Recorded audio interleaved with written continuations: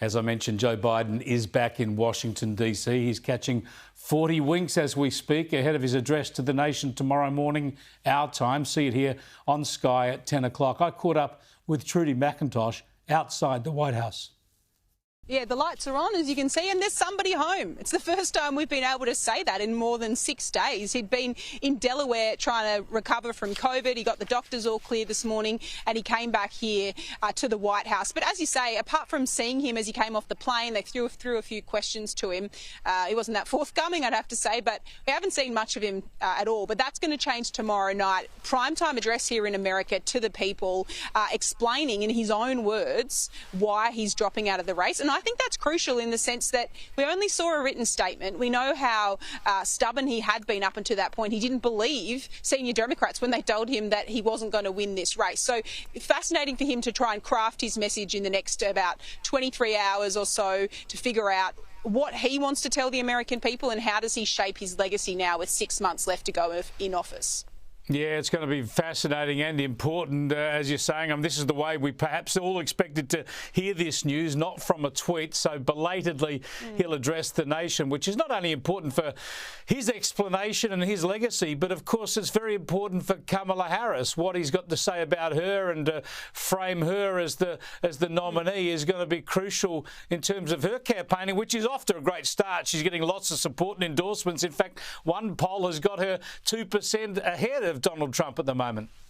Yeah, in the margin of error, but you'd have to be happy with that from the Kamala Harris campaign. You can feel the energy. There had just been this real mood, a bit of depression really amongst Democrats about their fate under Joe Biden and that they had no control over it whilst they were pushing him to go, unless he decided to agree to that, which now he has, that they were in a really dire position. And now that she's at the top of the ticket, I think she's surprised a few people, even her Republican critics, about how she's been able to get out there so quickly.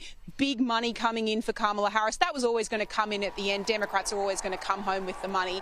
And the volunteers that are there, there's a real energy, it seems, out there. The fact that they're spinning that this is the biggest crowd. I thought crowds didn't matter once upon a time when Trump was talking about them, but the Democrat campaign briefing out that this is the biggest campaign crowd we've seen for Kamala Harris today, and this is just the start. What does that say about Joe Biden, though, and seriously how terminal things were, that he couldn't get 3,000 people was the number today. He couldn't get that up until this point in the campaign. Is pretty remarkable.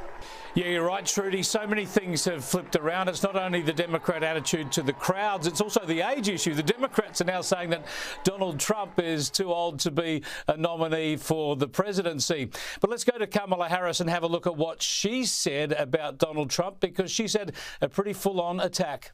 Before I was elected vice president, before I was elected United States Senator, I was elected Attorney General of the state of California, and I was a courtroom prosecutor before then. And in those roles, I took on perpetrators of all kinds. Predators who abused women, fraudsters who ripped off consumers, cheaters who broke the rules for their own gain. So hear me when I say, I know Donald Trump's type. That is a very aggressive attack, Trudy, and we know that normally Donald Trump will respond to aggression with even more aggression, but he's going to have to be careful how he handles a female candidate who's running high on public sentiment at the moment. But don't forget, he's had a run before it, a popular-ish Democrat female in Hillary Clinton, and those hardline attacks he took at her worked in the end. So he does have a playbook to run against a Democrat female opponent. I think for Kamala Harris, the interesting thing is she's found her feet when she can talk about herself and her record and her past. It reminds me of the Kamala that you saw in the primary campaign against Joe Biden, when she was on that crowded stage of Democrats taking aim at him personally. And that was an incredibly big moment that blew her up on the national stage. I think she struggled when she was trying to talk about the vice president's a really difficult job, isn't it? A job basically with nothing to do, and that you expect to go around the country and campaign on behalf of somebody else. So now she's campaigning on behalf of herself and her record. Expect to hear more of that contrast of I'm a prosecutor going up against a convicted felon in Donald Trump.